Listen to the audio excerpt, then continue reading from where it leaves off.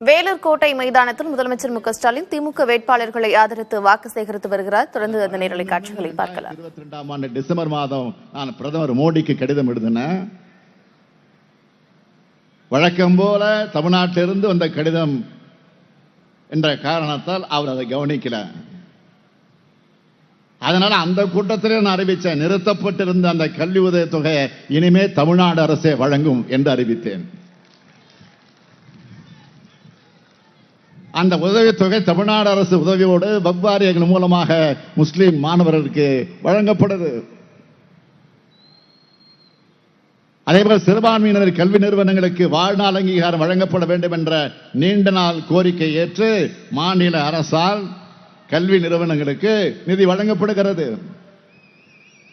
இப்படி எண்ணற்ற சாதனைகளை சிறுபான்மையினர் மக்களுக்கு செய்து கொடுத்த, செய்து கொடுக்கும், செய்ய போகும் அரசு தான் நம்முடைய திராவிட மாடல் அரசு. அதிமுக ஆட்சி அதிகாரத்தில் இருந்தப்போ சிறுபான்மையுடைய மக்களுடைய முதுகலை குத்துனார் பழனிசாமி. இப்போ பாஜகவோட கள்ள கூட்டணி வச்சுக்கிட்டு புதுசா சிறுபான்மையினர் மேல அக்கறை வந்தத மாதிரி நடிக்க ஆரம்பிச்சிருக்கிறார். சிறுபான்மையினருக்கு எதிரான குடியுரிமை திருத்த சட்டத்தை அமல்படுத்துறோம்னு மோடியும் அமித்ஷாவும் சமீபத்தில் சொல்லியிருக்காங்க. இந்த சட்டம் 2019 மாநிலங்களவையில் அதிமுகவும் பாமகவும் ஆதரிச்சு ஓட்டு போட்ட காரணத்தால் தான் இன்னைக்கு ஒட்டுமொத்த இந்தியாவுக்கே வந்திருக்கு. எவ்வளவு பெரிய துரோகத்தை சிறுபான்மை மக்களுக்கு பண்ணிட்டு இப்போ அந்த சட்டத்தை நாங்க எதிர்க்கிறோம்னு சொல்றது பசப்பு நாடகம் இல்லையா? கடந்த 5 ஆண்டுகள்ல நம்ம எம்பிக்கள் என்ன செஞ்சாங்கன்னு கேட்கிறாங்க. ஒன்றிய அரசு மக்கள் விரோத சட்டங்களை கொண்டு வந்தப்போ நாடாளுமன்றத்திற்கு உள்ளேயும் வெளியேயும் எவ்வளவு போராட்டம் நடத்தணும். உதாரணத்துக்கு இந்த சிஏஏ சட்டம் வந்தப்போ திமுகவும் தோழமை கட்சிகளும் தான் உறுதியா நாடாளுமன்றத்தில் குரல் கொடுத்து எதிர்த்து வாக்களிச்சது. பழனிசாமி என்ன செஞ்சாரு? நாடாளுமன்றத்தை குடியுரிமை சட்டத்தை ஆதரிச்சது மட்டுமல்ல, அதுல எந்த முஸ்லீம் பாதிக்கப்படுறாருன்னு அட்டார்னி ஜெனரல் மாதிரி லா பாயிண்ட் எல்லாம் பேசினாரு. அது மட்டுமல்ல, இந்த சட்டத்தை எதிர்த்து அமைதியா போராடின மக்கள் மேல பெண்கள் குழந்தைகள் கூட பார்க்காம லத்தி சார்ஜ் பண்ணாங்க. இந்த சட்டத்தை எதிர்த்து சென்னையில போராடின என் மேலையும் மரியாதைக்குரிய சிதம்பரம் அவர்கள் மேலையும் சகோதரர் திருமாவளவன் அவர்கள் மேலையும் சகோதரர் ஜவஹர்லால் அவர்கள் மீதும் தம்பி உதயநிதி உள்ளிட்ட 8000 பேர் மேல ஒரே நேரத்தில் எஃப்ஐஆர் போட்டு மோடிக்கும் அமித்ஷாவுக்கும் தன்னுடைய விசுவாசத்தை வெளிக்காட்டினார் பழனிசாமி. ஆனா இதுக்கெல்லாம் பயப்படாம சிஏஏக்கு எதிராக கையெழுத்து இயக்கத்தை மக்கள் இயக்கமாக நடத்தி 2 கோடி பேர்கிட்ட கையெழுத்து வாங்கி குடியரசுத் தலைவருக்கு அனுப்பணும். அது மட்டுமா, நாம் ஆட்சிக்கு வந்தவுடன் சிஏ சட்டத்தை ரத்து செய்யணும்னு சட்டமன்றத்தில் தீர்மானம் போட்டோம். அப்ப அதிமுக என்ன நிலைப்பாடு? ஒட்டுமொத்த அதிமுக எம்எல்ஏக்களோடு அவையை விட்டே ஓடிட்டாரு பழனிசாமி. நம்மளை பொறுத்த வரைக்கும் இந்தியா கூட்டணி ஆட்சி அமைஞ்சதும் குடியுரிமை திருத்த சட்டம் ரத்து செய்யப்படும் தேர்தல் அறிக்கையில் வாக்குறுதி கொடுத்திருக்கிறோம். இதே மாதிரி ஒரு நாடாளுமன்ற தேர்தலில் வாக்குறுதி கொடுத்து புடா சட்டத்தை ரத்து பண்ணோம். ஜூன் 4ஆம் தேதிக்கு அப்புறம் சிஏ ரத்து செய்யப்படும், கவலைப்படாதீங்க.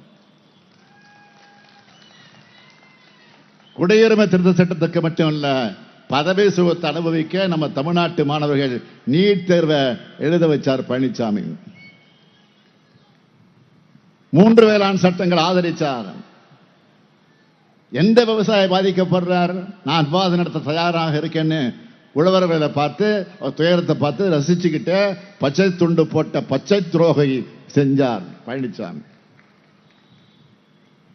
நேற்று கூட என்ன பேசினாரு? நாம சொன்னோம், எதுக்காகவும் நீங்க மோடியை விமர்சிக்க மாட்டீங்க, ஏன்னா கள்ள கூட்டணி. அதுக்கு பழனிசாமி புது டைலாக் சொல்றாரு. நாங்க எதிர்க்கட்சியா இருக்கோம், எப்படி மோடி எதிர்க்க முடியும்? ஆளுங்கட்சியா இருந்தா எதிர்ப்பேன்னு வியாக்கானம் பேசுகிறார். மக்கள் விரோத சட்டங்கள் எல்லாம் கொண்டு வந்தப்போ இந்த புலிப்பாண்டி எலிப்பாண்டியா மாறி பாஜகவுக்கு காலில் போய் விழுந்து கிடந்தாங்களா? இத்தனையும் செஞ்சுட்டு இந்த கரகாட்டக்காரனும் படம் பார்த்துருப்பீங்க, ஃபேமஸான படம் கரகாட்டக்காரன். அந்த படத்துல கவுண்டமணி காமெடி வரும். நாதஸ் திருந்திட்டான், அது மாதிரி இப்ப மாத்தி பேசிக்கிட்டு வாக்கு கேட்டுக்கிட்டு இருக்காரு. சொரணையும் சுயமரியாதையும் இல்லாத பழனிசாமி மாதிரி இல்லாம எதிர்கட்சியா இருந்தாலும் ஆளுங்கட்சியா இருந்தாலும் எந்த நிலைமையிலும் மக்கள் விரோத பாஜக அரசை திமுக உறுதியோடு எதிர்க்கும். தமிழ்நாட்டு உரிமைகளுக்காக குரல் கொடுக்கும். அதிமுக அடிமை கூட்ட மாதிரி பாஜகவை எதிர்க்க வக்கில்ல.